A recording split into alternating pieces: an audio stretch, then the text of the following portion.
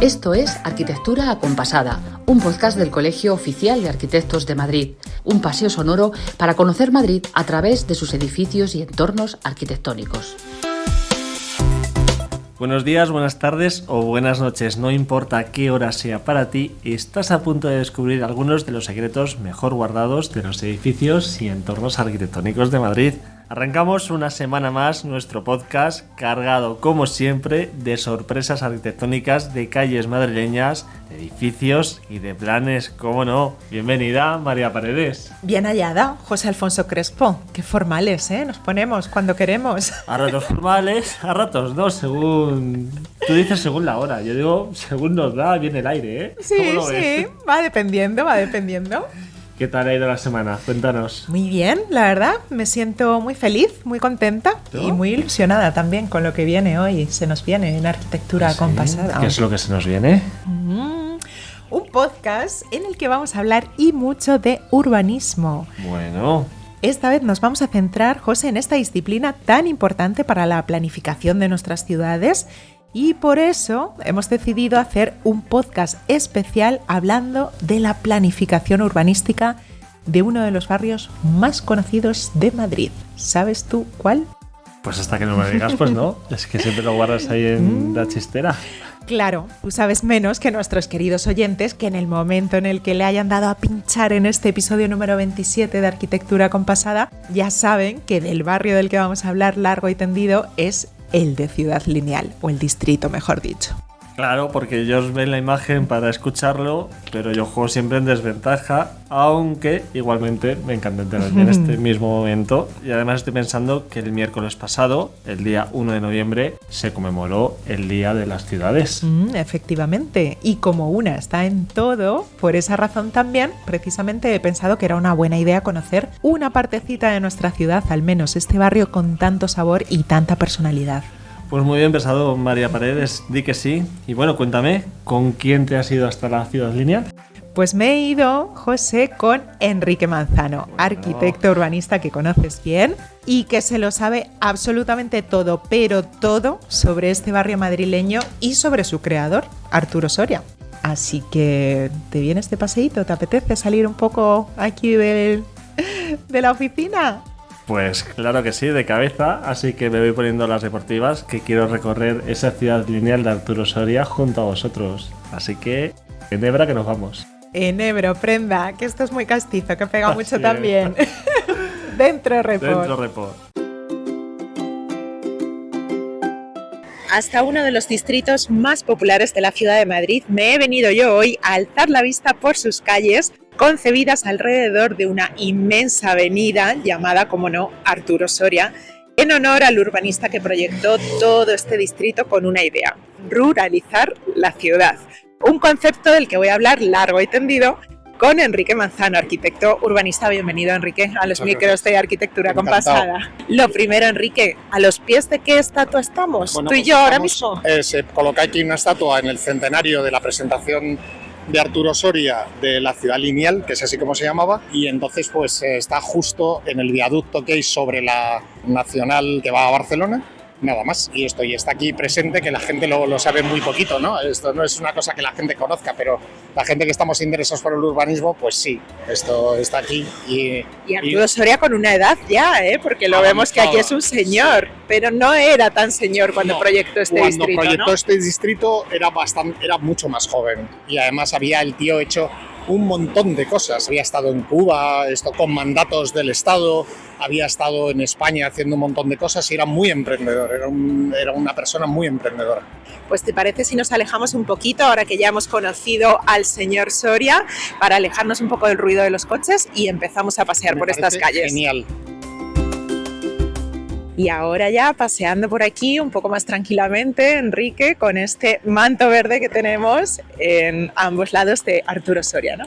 Claro, esto era un planteamiento de tener un elemento central verde, arbolado, con dos líneas para las carretas o para los tranvías posteriormente, el paso, la circulación, una circulación lineal, y luego a los laterales, esto otra vez con otros dos franjas verdes y paseos acerados junto a las viviendas. Entonces era una distribución de lo que es el tráfico que ideal, ¿no? Para aquellos momentos, esto súper grande, súper anchas las vías, pero que cumplían la función que hoy estamos viendo. Como estamos viendo, está una separación del tráfico rodado del peatonal y el acceso a las viviendas protegido y separado del tráfico rodado. Porque estamos hablando de qué año, de qué época, Enrique. Pues mira, en el 1882 él imaginaba una ciudad, la presenta en el periódico El Progreso y constituye una idea que convierte en realidad 12 años más tarde.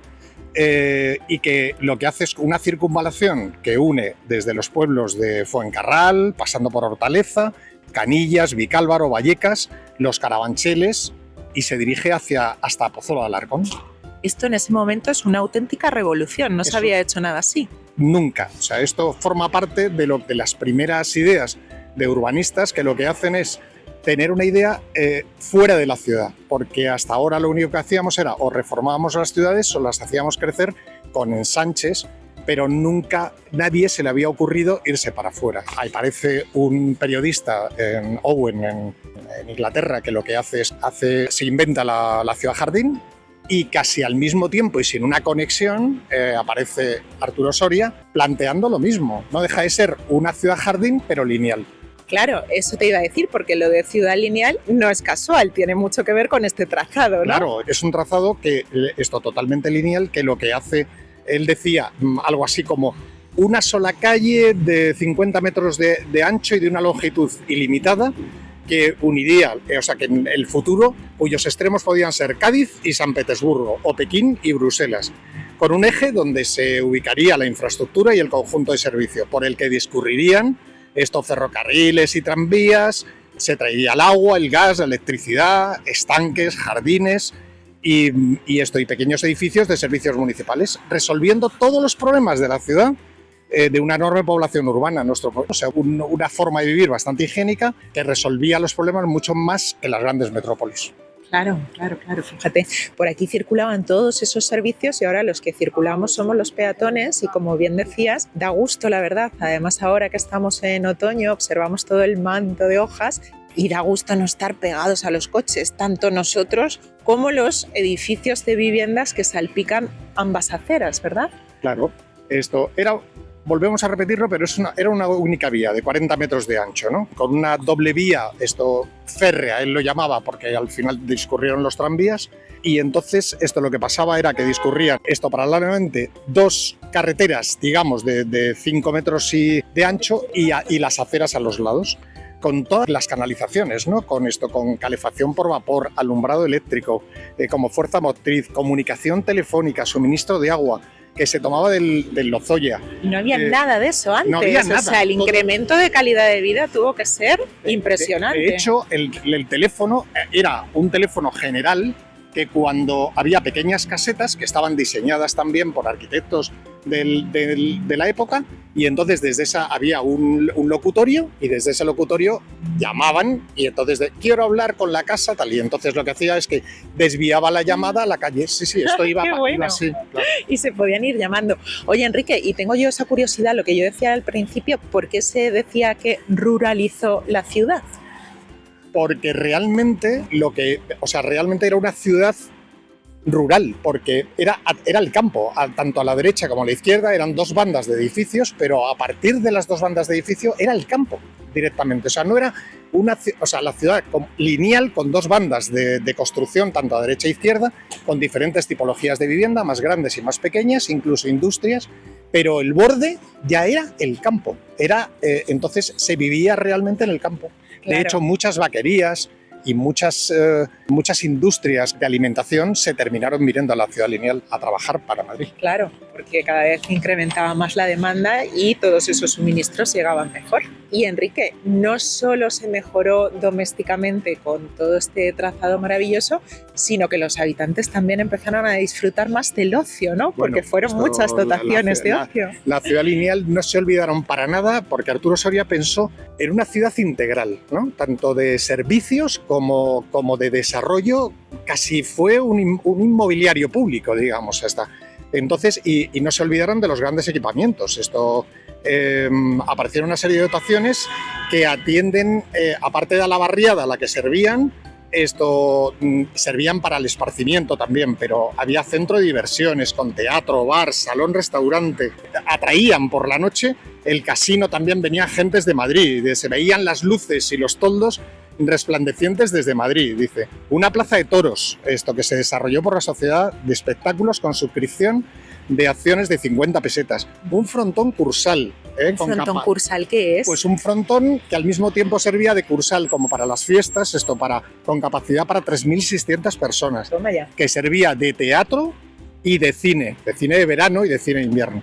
Un velódromo con capacidad para 20.000 espectadores. Había un velódromo en esta zona. Que también sirvió a veces como pista de aterrizaje y despegue para vuelos acrobáticos.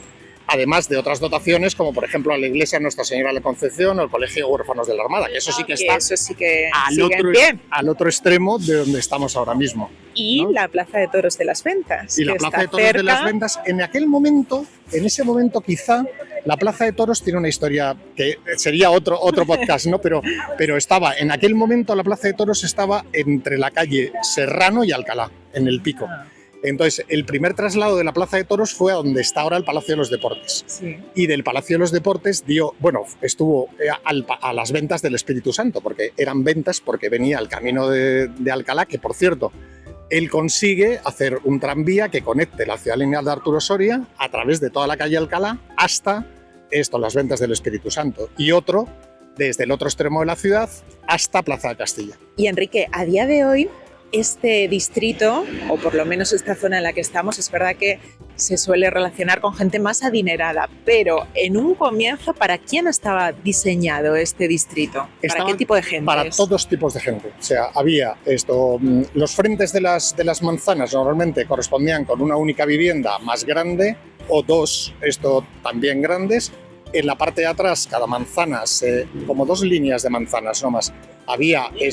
Se hacía una parcelación como para viviendas más pequeñas y la última parte, la que daba, digamos, no con el campo, pero bueno, pensemos en la última manzana. La última manzana daba con el campo, pues ahí eran para viviendas aún más pequeñas. Incluso la Compañía Metropolitana de Urbanización tenía unos modelos tipos que lo que hacían eran construírtelos si tú querías. Había precios muy acomodados, porque realmente el precio del suelo era suelo rústico y entonces... Claro. Qué importante, Enrique, la mentalidad de este hombre tan pionera, tan innovadora, y qué importancia también el urbanismo, ¿no? Para todos aquellos que nuestro podcast es muy divulgativo, como sabes, para todos aquellos que no sepan exactamente cuál es la diferencia entre un arquitecto y un arquitecto urbanista, ¿cómo se lo podríamos explicar en palabras sencillas? Mis compañeros no estarían muy de acuerdo, pero los arquitectos, todos somos arquitectos, ¿vale? Lo único que pasa es que la gente que pensamos en urbanismo, aparte que pensamos en otra escala y necesitamos conocer la gestión,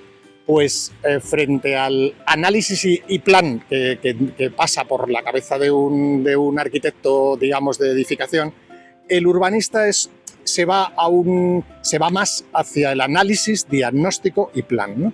Entonces eso tiene que trabajar con eso toda su vida y mucho por comparación. O sea, cosas como estas, como la ciudad lineal de Arturo Soria, nos sirven no solamente en la Escuela de Madrid, en todas las escuelas del mundo, para entender lo que podía ser tipos de ciudades. Hay otros muchos tipos de ciudades, pero esta es una absolutamente innovadora y quizá poco conocida internacionalmente, ¿no? Solo en la parte culta del movimiento moderno, de los arquitectos, pues Le Corbusier, Mies van der Rohe, toda esta gente, pues en aquel momento sí que llegaron a conocer la ciudad lineal, incluso cuando hicieron ciudades en Rusia, pues los arquitectos europeos se fueron allí a trabajar, hicieron algún prototipo de unión de 2 ciudades mediante una ciudad lineal. Y que es un trazado que se ha mantenido y que sigue estando operativo, por supuesto, y sigue siendo muy funcional pasado todo el tiempo que ha pasado, que estamos hablando de finales del 19 y estamos ya en el primer tercio del 21. Cuando se hace el Plan General del 1929, que saca un concurso internacional, es la primera vez que esto ya se refleja en la ciudad lineal como parte de Madrid. Y luego todo eso va llevando, es un concurso que ganaron Zazo y Janssen, un arquitecto alemán y uno español, que también tienen muchas cosas que contar de urbanismo, y entonces lo que pasó fue que ya se pensó en que las poblaciones todas esas poblaciones que hemos nombrado antes, deberían de unificarse a Madrid, que era una parte de Madrid. Y entonces es muy gracioso porque tú ves el plano y entonces estás viendo el Madrid y el casco, ves el ensanche, cómo se distribuye, los caminos que salen de Madrid, las grandes vías que se construía a los bordes, y de repente una raya ahí, esto, Ciudad Lineal de Arturo Soria, que esto pasado el arroyo Oroñigal, que es la M30, ¿no? Entonces, digamos que ha resistido, sí que ha resistido. Yo me quejo mucho porque creo que tenemos una ciudad con una morfotipología brutal, con una cantidad de tipos, de formas de vivir diferentes, y aquí, con eso, o sea, se ha convertido en un distrito, si es verdad, más de lujo. Se ha desdibujado un poco la trama, pero no el camino central y no los usos adaptados. Ahora no hay ferrocarriles ni hay tranvías, que los podría haber, pero ahora lo que hay es vehículo motorizado. Claro, como en el resto de la ciudad, que ese es otro gran debate que abordaremos en otro momento. Pero Enrique Manzano, muchísimas gracias por traernos a Arturo Soria al presente y su legado. Muchas gracias a ti. Pero qué chulada de paseo por Ciudad Lineal, María, con Enrique Manzano, que yo creo que conoce a Arturo Soria mejor que muchos de los contemporáneos de este urbanista. Todo un lujo, ¿eh? Ya lo creo, José, lujazo. Y a partir de ahora serán más los paseos que nos demos por algunos distritos de Madrid, porque el urbanismo, como hemos visto, es una parte fundamental de la arquitectura, y una buena planificación urbanística puede hacernos mucho más felices al final en nuestro día a día. Desde luego, no tengo ninguna duda de lo que estás diciendo. ¿Y sabes también qué nos puede hacer más felices, José, querido? Pues ahora mismo no caigo, pero muchísimas cosas. ¿A qué te refieres? Pues a salir de dudas respecto a la palabra que habíamos lanzado la semana pasada en nuestro Hablando en Piedra.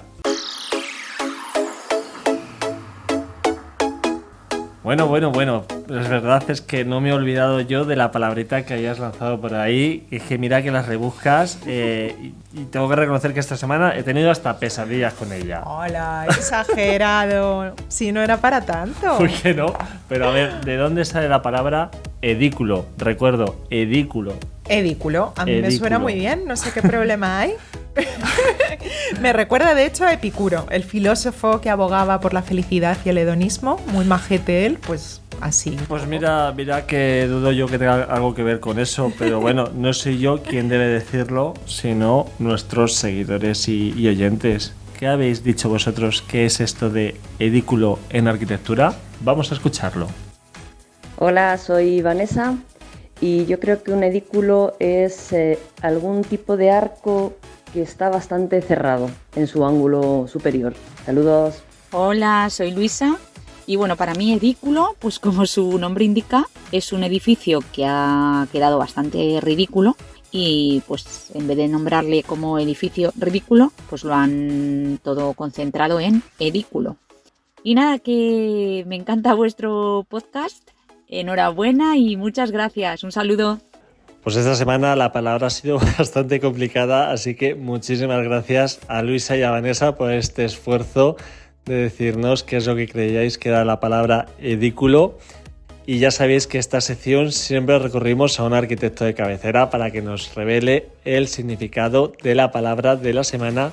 Y en esta ocasión contamos con una compañera de la Oficina de Rehabilitación, la arquitecta Eva Cabello, que es quien nos va a contar la acepción de edículo en arquitectura. Adelante, Eva. Hola, José. Hola, María. ¿Cómo estáis? A ver, un edículo es una pequeña edificación generalmente conocida como templete, que es utilizado como relicario o tabernáculo. Esto quiere decir que es un lugar en el que se guardan reliquias de santos. Bueno, hasta la próxima.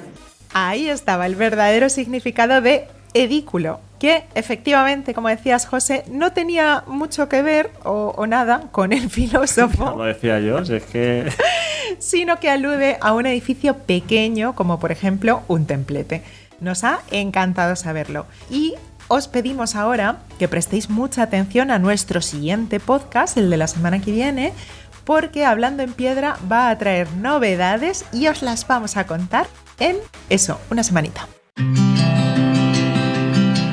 Y ahora sí, nos vamos a secretear. Y en este caso vamos a hablar de uno de los proyectos estrella del Colegio Oficial de Arquitectos de Madrid para este año, que no es otro que el Congreso IMOMAD, que lo ha coordinado el Departamento de Edificación MADCOAN, los próximos días 15 y 16 de noviembre, el próximo miércoles y el próximo jueves. Celebramos aquí, en nuestra sede de la calle Hortaleza 63, el evento inmobiliario de referencia, y para hablar de él tenemos con nosotros a nuestro decano, a Sigfrido Raez. Bienvenido. Muy buenos días. Y a Suriña Iturbe, la coordinadora del Departamento de Edificación. Bienvenida. Hola, buenos días. Bueno, Sigfrido, muchas gracias por volver a Arquitectura Compasada. Inmomat es el evento inmobiliario del año del Colegio de Arquitectos. Vamos a hablar del real estate, pero ¿qué es el real estate para que la gente lo entienda? Bueno, yo me referiría más que al real estate, que es una traducción al final al inglés del movimiento inmobiliario que existe en nuestro país, en Madrid. En nuestro caso tenemos que hablar de eso, de cómo ese movimiento que se produce alrededor de lo inmobiliario nos da trabajo a nuestros colegiados y producimos una posibilidad de contacto tanto con clientes que van a estar con un papel muy importante de patrocinio, de intervención, etcétera, como con instituciones. En resumen, ¿qué queremos hacer en esos 2 días? Desde el Departamento de Edificación, MADCOAN, queremos acercar la posición, la postura de los arquitectos, cómo queremos tratar este tema que no es solo cualitativo, sino también cuantitativo, que el número es muy importante, se habla diario y continuamente de eso, pero tenemos también que introducir ese factor de ahorro de energía, medioambiental, todo lo que tiene que ver con nuestro trabajo y que efectivamente trasladamos cualitativamente a los proyectos. Y eso se va a producir con una utilidad, es decir, lo que queremos en esos 2 días es saber si en los desarrollos del sureste nuestros clientes nos van a dar trabajo y vamos a pedir licencia dentro de 15 días, de 15 meses o de 15 años, ¿no? Y eso es lo que queremos saber con los máximos responsables. Lo que vamos a tratar de hacer es traer a los máximos responsables técnicos, gerentes, etcétera, y también de la administración, del Ayuntamiento y la Comunidad de Madrid para situar exactamente esas cuantías, esos tiempos que para nosotros son muy importantes. Ya puedo introducir un factor que va a ser protagonista en estas jornadas, que es el factor de modificación del módulo en la vivienda protegida. La Comunidad de Madrid, y así me lo han adelantado, y van a venir a presentarlo aquí en esos 2 días, va a hacer una variación del precio del módulo de un 35%. ¿Y eso qué significa? Significa que va a haber más gente que va a poder acceder a una vivienda protegida, una vivienda supuestamente más barata que la del mercado normal. Segundo, que va a haber más trabajo para nosotros porque había un número que tenemos que empezar a estimar y a ver y averiguar de viviendas, de promociones de vivienda protegida esperando esta revisión. Por tanto, los arquitectos nos felicitamos y felicitamos a la administración por recoger esta solicitud. Por eso, esa es la utilidad de estos 2 días, de esta feria de Inmomat. Y desde luego habrá muchas otras, he puesto un ejemplo, pero habrá muchas otras utilidades para esos 2 días. Bueno, sí, se me ha olvidado decir en la introducción que en este Inmomat lo que precisamente vamos a tratar es el presente y el futuro de la vivienda en Madrid. Y para abordar estas cuestiones tan troncales, estas 2 jornadas vienen plagadas, Suriñe, de actividades interesantísimas porque va a haber conferencias, va a haber foros, espacio para el networking también, ¿verdad? Eso es, hemos organizado la programación en torno a 3 grandes bloques. O sea, como os ha dicho José, en este caso la programación gira en torno a la vivienda, pero dentro de esta gran temática desarrollamos 3 bloques que son urbanismo y vivienda. Como ha dicho Sigfrido, vamos a hablar también de la vivienda pública, la vivienda asequible. Y por último vamos a tratar también esos retos de futuro para el sector inmobiliario, como son la sostenibilidad, la innovación, la industrialización, ¿vale? Entonces, en torno a esos 3 grandes bloques desarrollamos diferentes formatos de actividades. Vamos a tener 6 foros de expertos. Vamos a tener también un café inmobiliario donde hablaremos de esos desarrollos urbanísticos futuros que van a marcar Madrid en los próximos años. Vamos a tener también sesiones de networking para todos los asistentes. Vamos a tener diferentes almuerzos, desayunos y bueno, una iniciativa que nos gusta mucho dentro del colegio, que es nuestra gala de premios Inmomat. Bueno, la gala de premios Inmomat, ¿en qué consiste esta gala?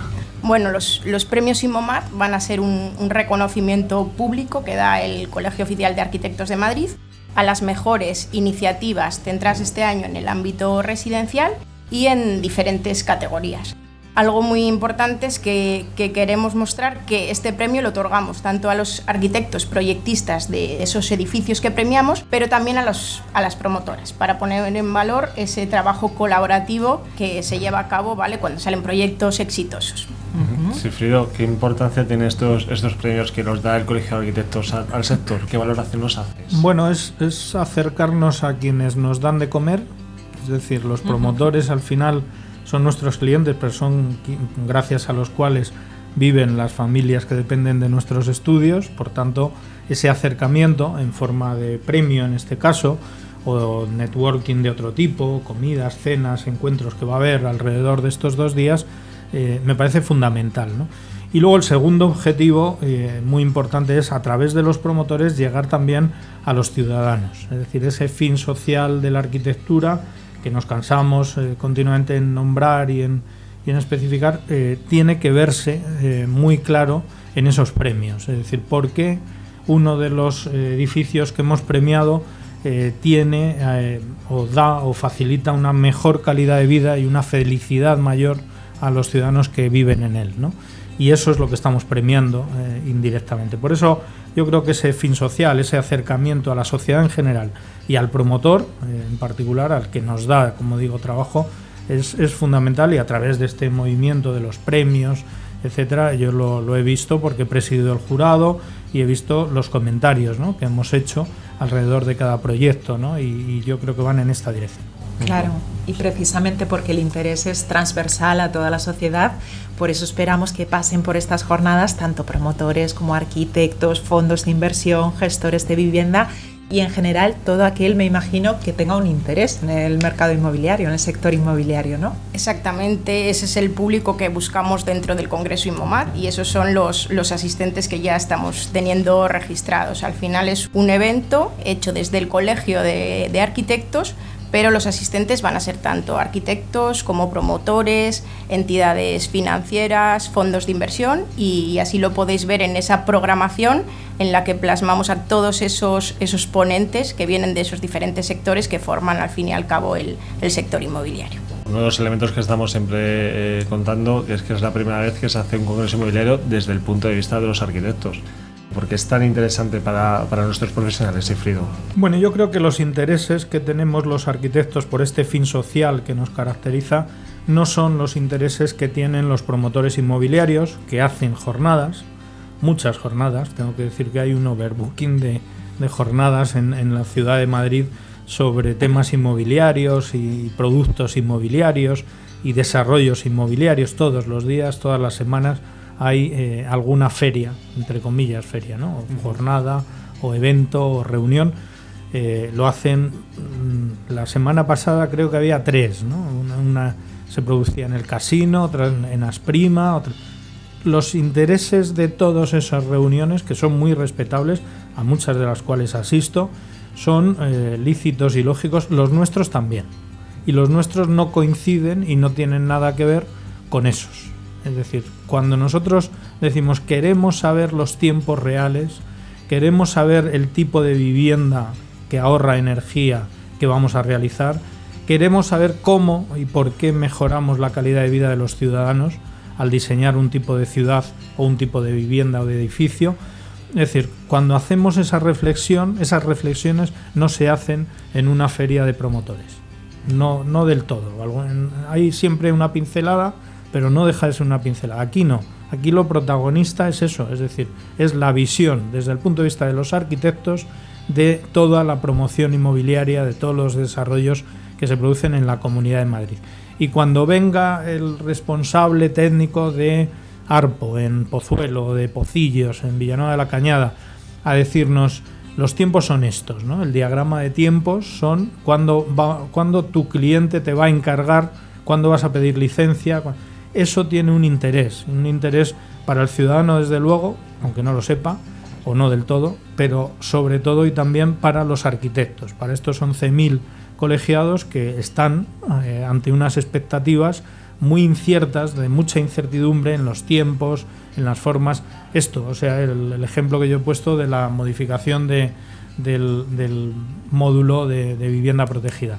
¿Cuántos compañeros, me lo han dicho en estos días, estaban preguntándome, oye, ¿se ha aprobado ya? ¿Se va a aprobar la modificación del módulo? Una modificación de un 35% es bestial, ¿no? Nadie ha dicho nada en contra, seguramente porque hacía tanta falta que eso ocurriera. Entonces, cuando yo lo solicito a la Comunidad de Madrid, la Comunidad de Madrid lo aprueba, yo veo que efectivamente va a producir un movimiento interesante, un movimiento de incremento de actividad en el Departamento de Visao que nos interesa mucho.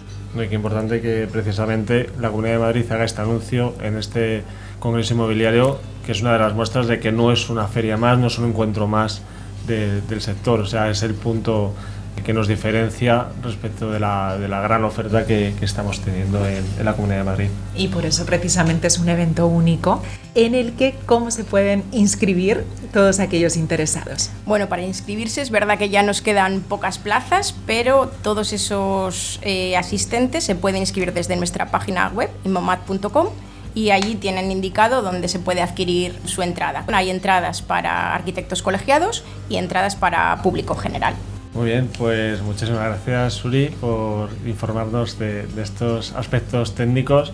Muchísimas gracias, Sigfrido, por darnos la visión de la parte institucional del colegio y por qué nos metemos en estos proyectos que en principio parece que son fáciles, pero que generan muchísimas horas y horas y horas de trabajo. Quiero partir una lanza a favor de nuestros compañeros de Matcoan, que dedican muchísimo tiempo para este éxito. Muchas gracias por venir a Arquitectura Compasada a contarlo. Desde aquí, desde este micrófono, les felicito a través de Suriñe y les hará llegar a todos los miembros de este departamento, incluso antes de saber que el resultado va a ser exitoso. Es decir, una vez que se hace un trabajo, ya es digno de felicitación. Si luego encima, como creemos y esperamos, sale todo fenomenal, que no lo dudo y va a ser así, pues mayor motivo, ¿no? Pero no se felicita solo por el exitoso resultado, sino también por el trabajo realizado, y yo lo quiero hacer ya a priori. Bueno, muchas gracias a todos. Y nada, todos invitados al Congreso Inmomat, que ya quedan prácticamente 7 días. En 7 días nos vemos allí. Eso es. Tomamos buena nota. Muchísimas gracias a los dos. Gracias. Gracias. Pues ya está. Ya se nos fue otro AA, otro Arquitectura Compasada. Oh, y lo que mola luego cuando los escuchamos pasado un tiempo, porque yo me los pongo de vez en cuando y así voy haciendo memoria de todo lo que llevamos ya caminado y recorrido en nuestro podcast, y me da mucha alegría, la verdad. Y a mí me lo da también, María. Cada episodio es especial y este ha tenido muchísimo encanto, conociendo muchas cosas interesantes sobre Arturo Soria y la planificación del distrito de Ciudad Lineal, descubriendo qué es eso de edículo y presentando Inmomat con Sigfrido, con Suriñe. Sí, ya lo creo que sí, José. Y no lo dejamos aquí todavía, que aún hay que rematar la faena, y para eso no hay mejores manos ni mejor voz, por supuesto, que la de nuestra Alicia Bajo, que viene por aquí ya y le estoy viendo yo cara de planazos madrileños relacionados con la arquitectura. ¿A que no me equivoco, Alice? Pues no te equivocas, María. Vengo cargada otra semana más con planazos para combatir mejor estos fríos de noviembre. Así que venga, a tomar nota. Una estupenda noticia para empezar, y es que todos los que no hemos visto todavía la exposición Vistas, Paisajes Urbanos de la Comunidad de Madrid en la estufa grande de los Jardines de Vista Alegre, estamos de suerte, porque se ha prorrogado hasta el 26 de noviembre. Os recuerdo que esta muestra es un recorrido a partir de la mirada de 14 fotógrafos por nuestro entorno urbano cotidiano. Lugares emblemáticos como la Gran Vía, la Estación de Chamartín o la Pradera de San Isidro, junto con el paisaje urbano de grandes municipios de la Comunidad de Madrid como Alcalá de Henares. Nos vamos hasta el Museo del Prado, porque la Pinacoteca y la Fundación AXA nos descubren la cara oculta de las obras de arte, su reverso. Sí, habéis oído bien. Reverso es una exposición que voltea las obras de arte para mostrar su lado más oculto, la cara B del soporte pictórico, ya sea tabla, tela, metal o piedra.